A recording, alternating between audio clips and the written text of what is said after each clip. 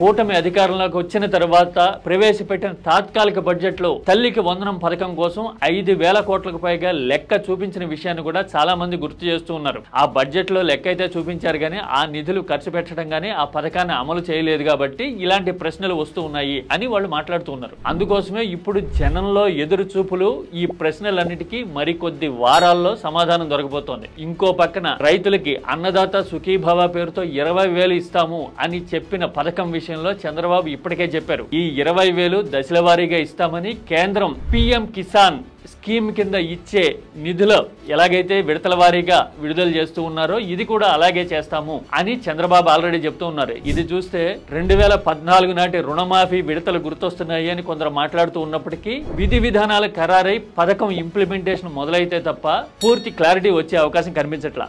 ఏది ఏమైనా చంద్రబాబు ప్రభుత్వానికి హామీల అమలు విషయంలో ఎదురవుతున్న తొలి కఠిన సవాల్ అగ్ని పరీక్ష ఈ తల్లికి వందనం స్కీమ్ అని చెప్పాలి. మరి ఈ పరీక్షలో ప్రభుత్వానికి ఎన్ని మార్కులు వస్తాయంటారు? This is key talks for you.